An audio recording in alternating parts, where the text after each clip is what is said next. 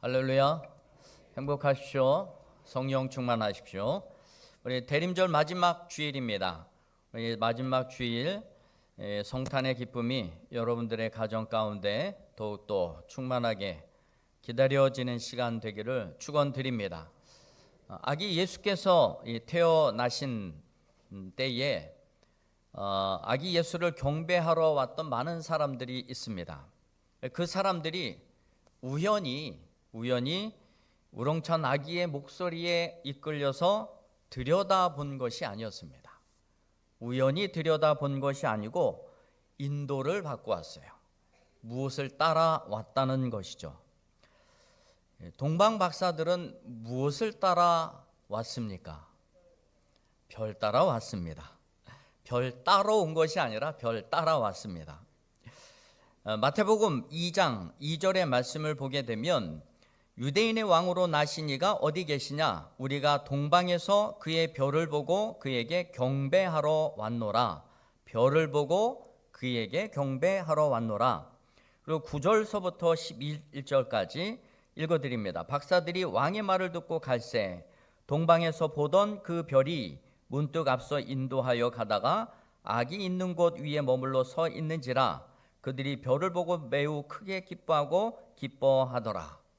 별을 보고 동방의 박사들이 따라왔습니다. 그런데 그냥 별도 아니고 그의 별로 지칭하고 있다는 것입니다. 이 동방의 박사들이 그의 별을 보고 따라왔다. 뭔가 특별함이 있다는 것을 직감하게 되었던 것입니다. 이 동방의 박사들은요, 페르시아 사람들입니다. 별을 연구하는 사람들이에요. 그리고 제사장이기도 합니다. 별을 연구하다가 별 하나 보고서 4개월간의 여행을 시작한 것입니다. 여러분, 이 별을 보고 4개월 동안 여행을 한다. 그의 별이라고 얘기를 하고 또 뭔가 특별함이 있음을 직감하고 그 별을 따라서 4개월 동안의 여행을 한다는 것은 쉽지 않은 일입니다. 제가 달을 보는 걸 굉장히 좋아해요. 그래서 집에 들어가다가 달이 이렇게 딱 떠 있는 걸 보면 달멍을 한 5분 정도 하고 들어갑니다. 달을 멍하니 쳐다봐요. 멍하니 쳐다보는 게 아니라 달을 보면서 저 하나님을 찬양해요. 신기하게 저게 어떻게 저렇게 매달려 있을까? 줄도 없고 끈도 없고 그런데 어떻게 저렇게 떠 있을까? 너무 신기한 거예요. 보이지 않는 하나님의 역사와 힘이 작용하는 줄 믿습니다. 이 달을 보면서요, 너무 신기한 거예요. 그리고 거기에 표면에 여러 이렇게 문양이 독특하게 있잖아요. 저런 게 눈에까지 다 보이고 너무 신기한 거예요. 제가 별 보는 거 좋아하고 별이 신기하다고 해서 제가 달나라까지 갈 계획을 세우지는 않습니다. 그런데 이 별을 연구했었던 이 동방의 박사들은요, 별 하나 보고 따라가는 것이에요. 특별한 마음인 것이죠. 그의 별이 어떤 별인지 몰라도 특별함을 느끼고 따라가게 되었던 것입니다. 여러분, 이 동방의 박사 페르시아 사람들입니다. 우리 역사적으로 이스라엘 사람들은요, 페르시아의 전쟁 속에서 속국이 되어지고 포로로 끌려간 지역이기도 합니다. 그쪽 동네 사람이 직접 이스라엘에 와가지고 아기 예수께 경배하러 왔다. 이거 놀라운 이스라엘 입장에서는 이거 굉장히 쇼킹한 일이기도 합니다. 우리가 저 나라에 포로로 끌려갔었던 그 나라인데 그 나라에서 우리 땅에 뭐 볼 거 있다고 여기까지 찾아왔을까? 굉장히 놀라운 일인 것이죠. 그래서 이 아기 예수를 보러 오고 별 따라 왔다라고 하는 이 말에 헤롯도 긴장을 하게 되는 겁니다. 나 말고 왕이 또 태어났는가? 라는 생각이 들었던 것이죠. 여러분, 그러나 어쨌든 박사들은 별을 보고 따라왔습니다. 여러분, 그 별의 인도는 누구의 인도하심입니까? 하나님의 인도하심인 줄 믿습니다. 그래서 이 페르시아에서부터 왔었던 그 박사들에 의해서 아기 예수는 경배를 받으셨어요. 이것은 아기 예수가 유대 동네 작은 고을에 그냥 반장으로 태어난 것이 아니라 온 우주 또 온 세상의 구주로 오셨음을 예표하고 선포하고 있는 것이 또 아니겠습니까? 여러분 그렇게 함께 고백하시는 분들은 지금도 그 주님이 나에게 여전히 왕이요 통치자이고 주되심을 고백하는 자인 줄 믿습니다. 우리 말씀드리고 싶은 것은 그래요. 하나님은요, 그 하나님의 지으신 그 세계를 통해서 우리와 소통하신다는 겁니다. 하나님이 지으신 그 세계를 통해서 하나님 우리에게 메시지를 전달해 주시고 뭔가 우리에게 가르쳐 주시길 원하시고 하나님이 살아계시다라고 하는 것을 보여주고 계십니다. 그래서 이 창조하신 세상을 통해서 하나님은 우리에게 말씀을 전하시기도 하시고요. 또 하나님을 깨닫고 믿고 따르는 자로 우리에게 그 마음을 갖도록 하시는 것입니다. 창세기 1장 14절의 말씀을 보게 되면 이렇게 기록이 되어 있습니다. 하나님이 이르시되 하늘의 궁창에 광명체들이 있어 낮과 밤을 나누게 하시고 그것들로 징조와 계절과 날과 해를 이루게 하라. 낮과 밤을 두고 계절을 이루고 또 날과 해를 이루고 여기까지는 이해가 가는데 징조도 보여주시겠다 말씀하고 있습니다. 하나님의 창조하신 이 우주 만물을 통해서 그 어떤 무엇인가 하나를 통해서라도 하나님 우리에게 징조를 보여주시고 말씀해 주시겠다는 것입니다. 해와 달과 별이 그냥 반짝이는 게 아니라 우리에게 언어를 쏟아내는 것이에요. 달빛을 쏘아내는 것이 아니라 하나님은 뭔가 언어를 우리에게 전달해 주는 것입니다. 어떤 언어입니까? 나 여기 있다. 내가 이 세상 만들었다. 저는 그것을 알고 깨닫고 날마다 달을 보면서 활짝 웃으면서 찬양을 합니다. 너무 기분이 좋아요. 별을 보면 너무나 기분이 좋아요. 그 달을 따라 옆으로 쭉 가다 보면 유난히 빛나는 별들이 있어요. 목성입니다. 토성입니다. 여러분 그거 카메라로요, 좋은 카메라 줌으로 딱 당겨 보면 이 토성의 그 고리까지 다 보여요. 너무 신기합니다. 너무 신기해요. 저는 그냥 있는 재산 있다면 다 털어서 달나라 한번 가보고 싶은 게 제 소원이기도 합니다. 그러면 뭐 우리 집사람은 끝나는 겁니다. 손가락 빨아야 되니까. 하나님께서 다 말씀을 하시는 거예요. 언어를 주시는 것입니다. 그것을 깨닫고 하나님이 여기도 계시고 하나님이 여기에도 계시고 저기에도 계시고 어디에나 다 계시는구나. 로마서 1장이 그 말씀이에요. 그 하나님을 알 수 있을 만한 것을 두었기 때문에 온 세상 가운데 누구도 하나님이 없다고 핑계하지 못할 것이다. 로마서 1장 20절의 말씀을 제가 읽어드리겠습니다. 창세로부터 그의 보이지 아니하는 것들 곧 그의 영원하신 능력과 신성이 그가 만드신 만물에 분명히 보여 알려졌나니. 하나님을 알 수 있는 것이 온 우주 가운데 분명히 새겨져 있는 것입니다. 그러므로 그들이 핑계하지 못할지니라. 하나님을 알 만한 것이 온 우주 가운데 있고 만물 가운데 있기 때문에 나 하나님 모르는데요, 핑계할 수 없다는 것입니다. 이 핑계라고 하는 이 단어의 뜻이 변호 그리고 방어 불가 그런 뜻이 있습니다. 너무나 완벽해서요, 특별히 변호가 필요 없는 거예요. 방어할 필요가 없는 것입니다. 너무나도 분명해요. 하나님은 이 세상을 지으시고 창조하시고 하나님의 소유 삼으셨습니다.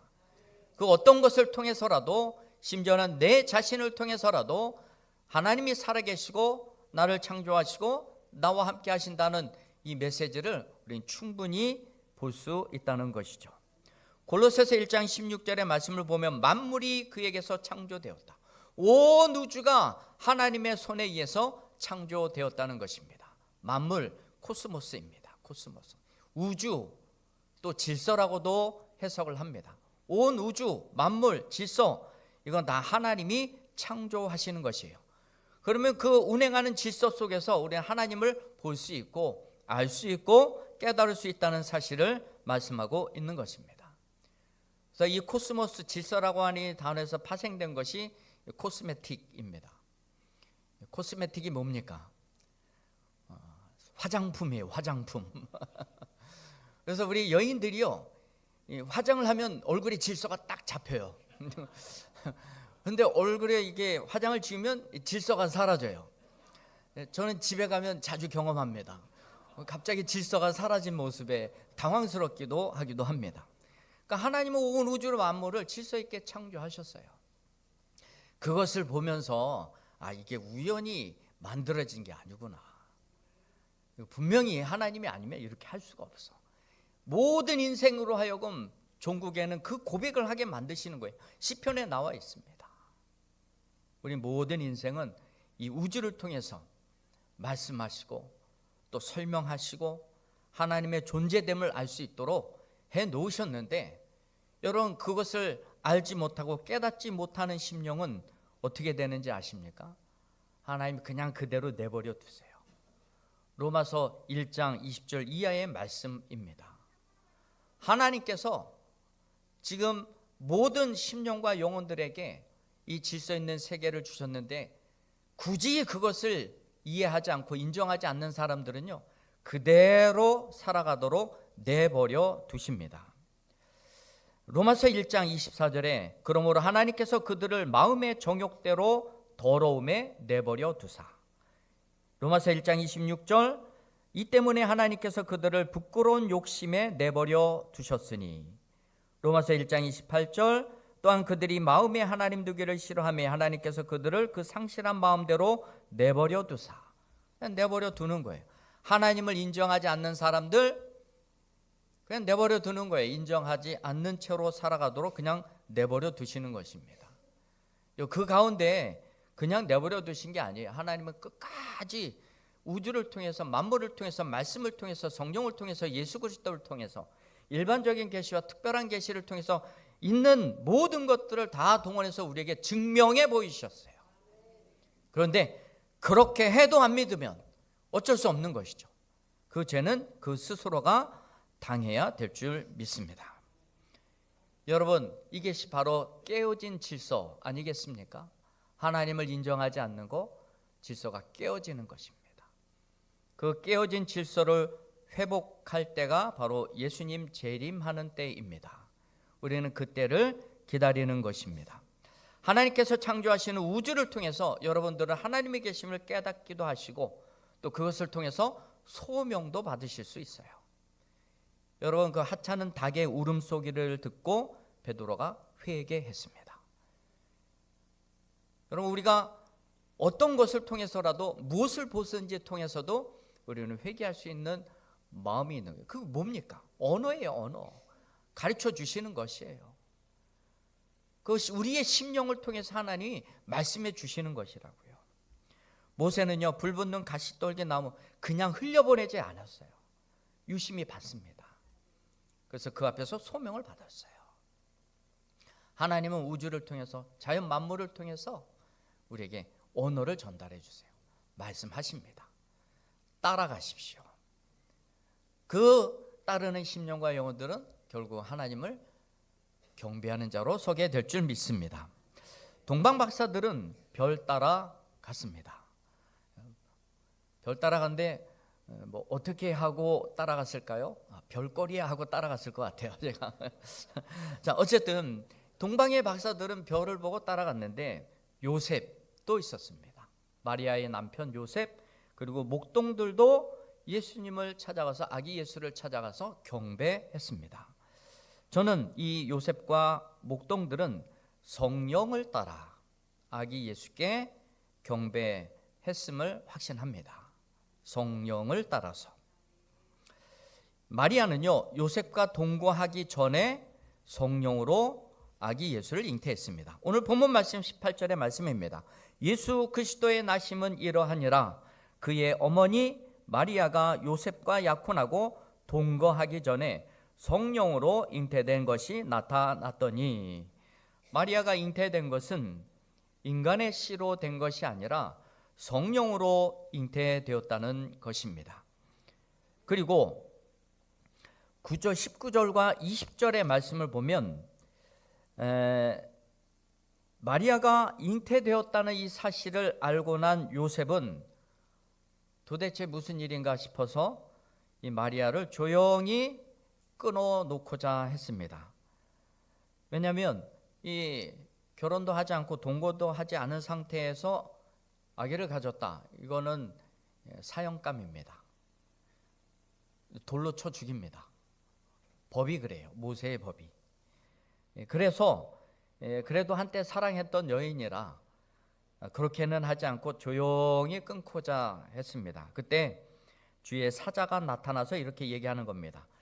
오늘 본문 말씀 20절입니다. 이 일을 생각할 때에 주의 사자가 현명하여 이르되 다윗의 자손 요셉아 내 아내 마리아 데려오기를 무서워하지 말라.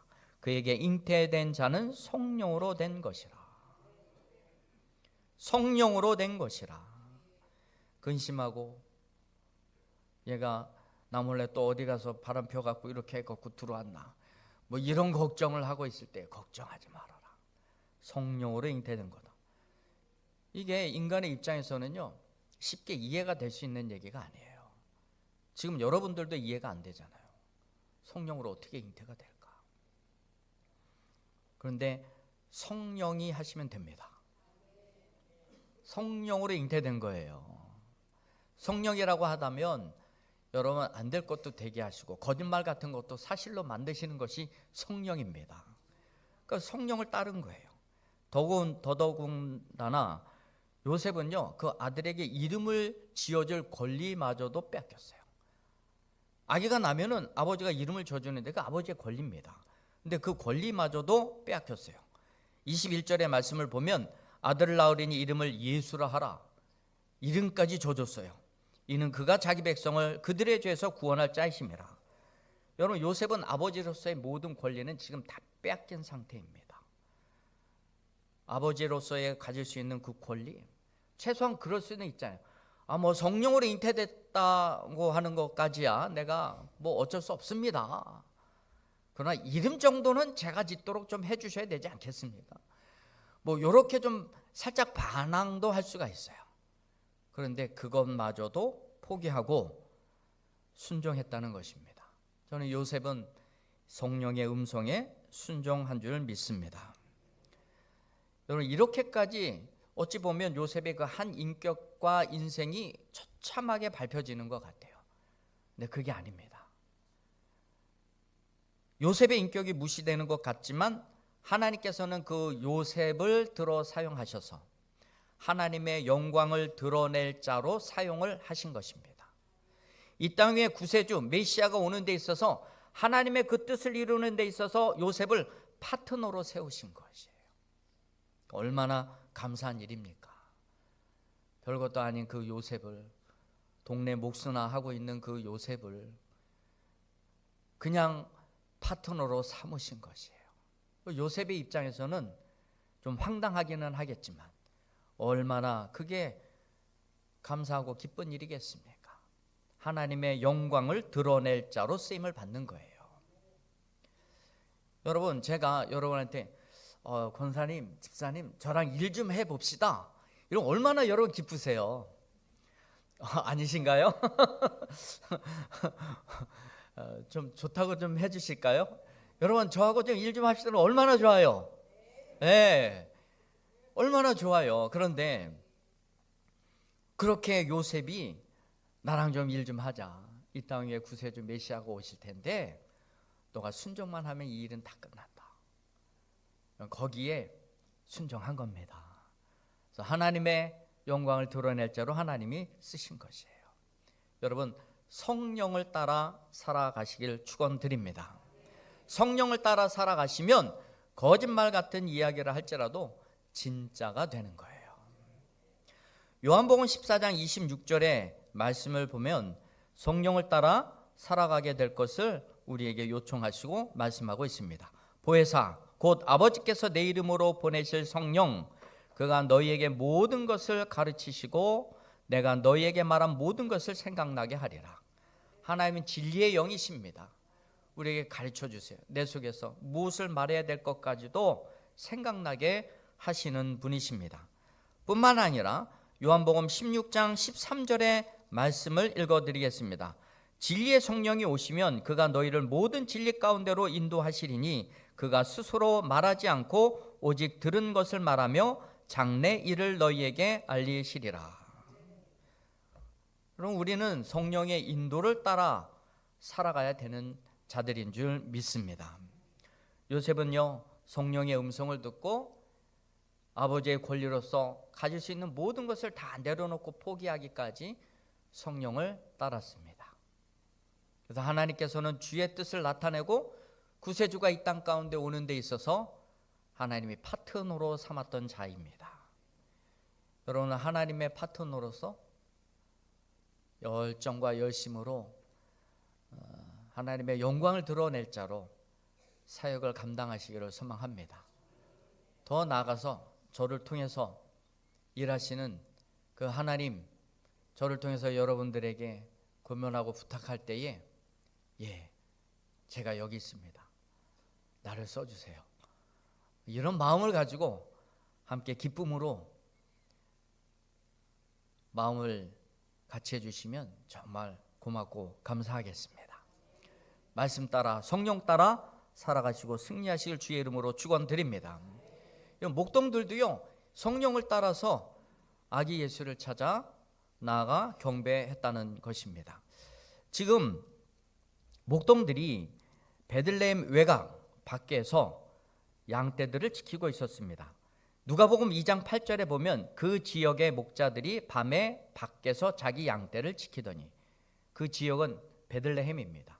베들레헴 지역, 자기들의 그 지역 밖에서 광야입니다. 양떼를 지키고 있었습니다. 그때 주의 사자가 나타난 거예요. 주의 사자가 나타나서 이렇게 얘기하는 것입니다. 오늘 다윗의 동네에 너희를 위하여 구주가 나셨느니 라으라으. 비슷합니까? 천사들에게 나타나서 천사가 이 양떼들을 지키는 목동들에게 그렇게 얘기를 하는 거예요.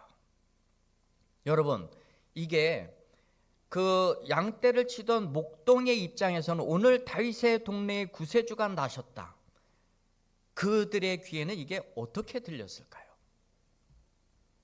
오늘 다윗의 동네에 구세주가 나셨다. 다윗의 동네가 어디입니까? 베들레헴이에요.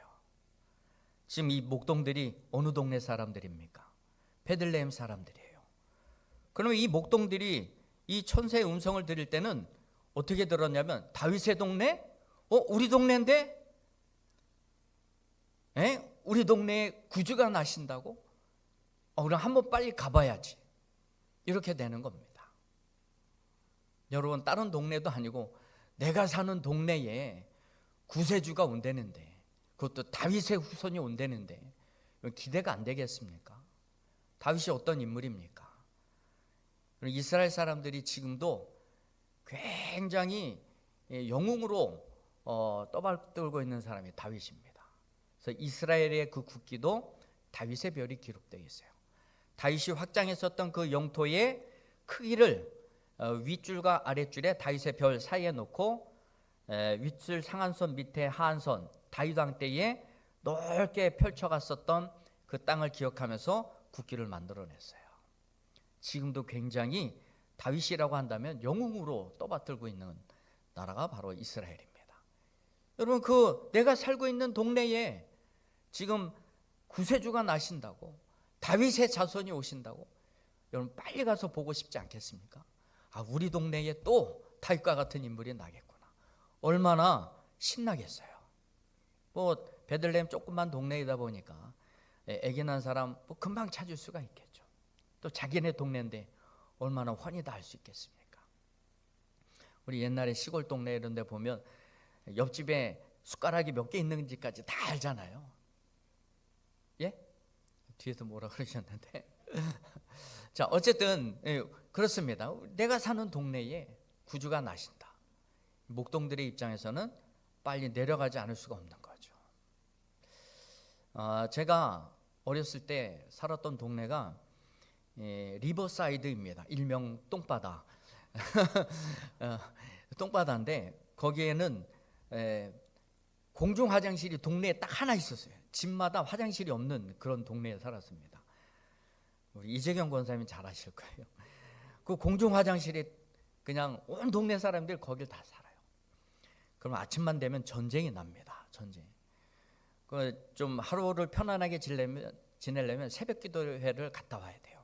새벽 기도 갔다 와서 그 화장실을 이용해야지만 하루를 편안하게 우리가 경쟁 없이 살아갈 수가 있습니다. 여러분, 거기에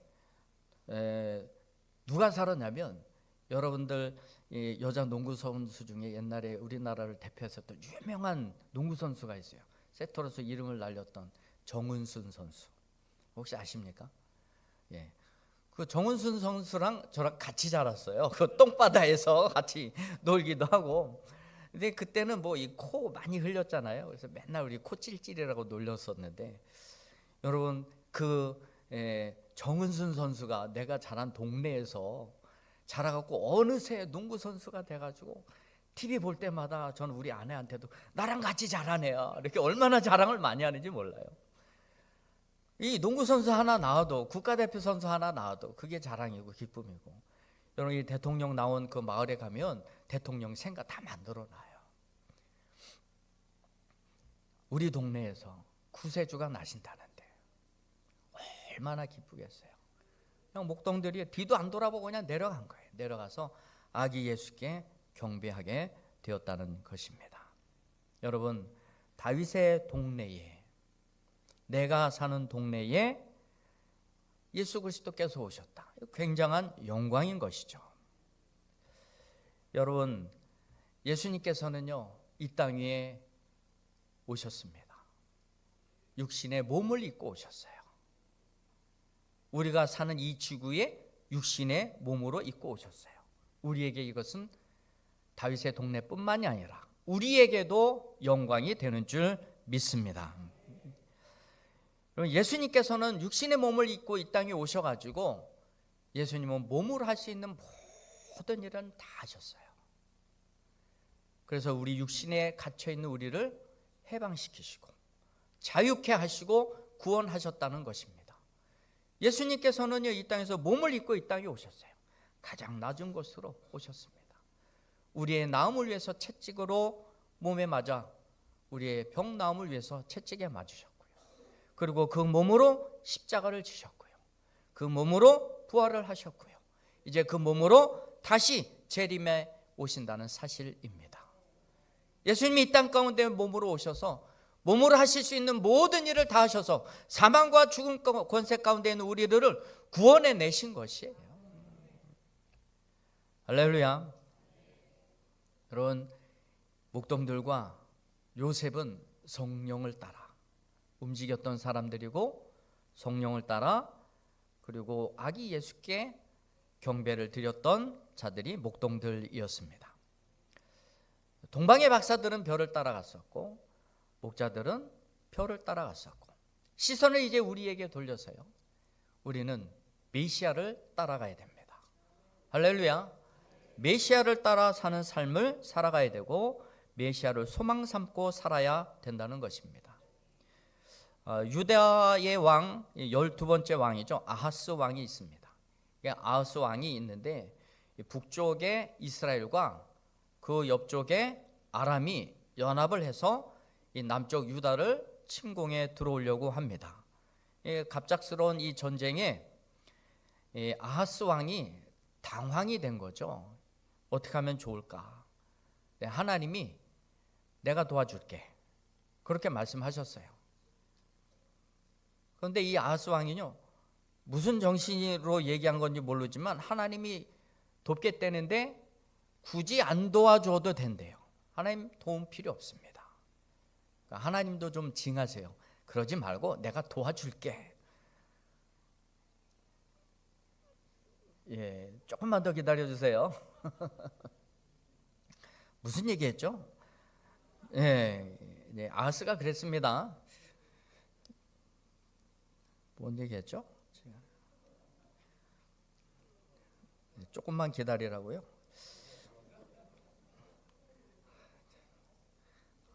이게 요즘 이렇게 내 건강을 위해서 제가 약을 좀 계속 먹다 보니까 이게 정신이 없네요. 자, 어쨌든 그랬습니다. 그래요. 아하스가 하나님이 도와주겠다는데 굳이 그것을 거절을 해요. 그럼 하나님이 내가 징조를 보여줄게. 그러면서 하신 말씀이 오늘 읽었던 본문 말씀 가운데 23절의 말씀입니다. 내가 너를 도와줄게. 그러면서 징조로 말씀해 주신 것이 보라, 처녀가 잉태하여 아들을 낳을 것이요 그의 이름은 임마누엘이라 하리라. 처녀가 아들을 낳는다, 이 정도 징표면 내가 확실히 너를 도와줄 수 있다는 거 너가 확신할 수 있겠느냐라고 하는 거예요. 이 정도면 너가 나를 믿어야 되지 않겠느냐. 그럼에도 불구하고 아하스는 아니요, 하나님 도움 필요 없습니다. 왜 이렇게까지 하냐면요, 아하스는 그 속에 딴 생각이 있어서 그래요. 아수르에게 도움을 요청하려고 하는 생각이 있었기 때문에 그렇습니다. 하나님 도움 필요 없어요. 나는 아수르의 도움을 필요로 합니다. 그럼 아하스는 하나님의 도우심을 거절한 것입니다. 하나님의 도우심을 업신여긴 것입니다. 하나님께 대한 소망이 아예 없어진 것이죠. 여러분, 우리는 이제 다가올 미래, 예수님께서 재림하실 그때 그 하나님 나라 앞에 우리는 두 가지를 선택해야, 두 가지 중에 하나를 선택해야 됩니다. 메시아를 소망하며 살 것인가, 아니면 악을 선택하여 살아갈 것인가. 지금 이 아하스가 이 하나님의 도우심을 거절했던 것과 같이 하나님께 소망을 두지 못하고 메시아께 소망을 두지 못하고 아수르에게 소망을 두고 살아갔던 것처럼 우리는 우리 앞에 주어진 하나님 나라 앞에서 과연 무엇을 따라야 될 것인가? 메시아를 따라야 될 줄 믿습니다. 우리가 선택해야 될 것은 메시아의 길인 것입니다. 성경은 이렇게 이야기합니다. 히브리서 12장 2절, 믿음의 주요 또 온전하게 하시는 이인 예수를 바라보자. 우리가 바라봐야 될 것은 예수인 거예요. 히브리서 11장 6절의 말씀에도 그렇게 기록이 되어 있습니다.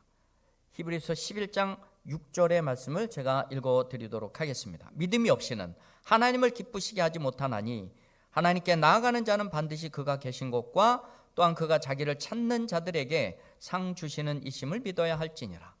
우리는 주를 찾고 살아가야 돼요. 하나님을 찾으며 살아가야 된다는 것입니다. 그래서 우리가 유일하게 따라가야 될 분은 예수 그리스도이십니다. 우리를 인도해 가실 유일한 길도 예수 그리스도이십니다. 히브리서 10장 25절의 말씀을 보면 모이기를 피하는 어떤 사람들의 습관과 같이 하지 말아라. 그러니까 이 세상의 이야기에 마음을 빼앗기거나 또 마음을 빼앗을 만한 어떤 사람들의 그 허탄한 이야기에 쫓지 말고 오직 너희들은 모여 예배하고 기도하고 주의 말씀을 들어라. 이것이 히브리서 기자의 이야기인 것입니다. 시편 1편에는 복 있는 사람은 악인의 꾀를 따르지 않고 하나님의 말씀을 따라가는 자들이다. 여러분, 우리가 따라야 될 유일한 분이 있다면 예수 그리스도이십니다. 예수님만 따라가시기를 소망합니다. 그냥 따라가지 마시고 십자가를 지고 따라가시길 바랍니다.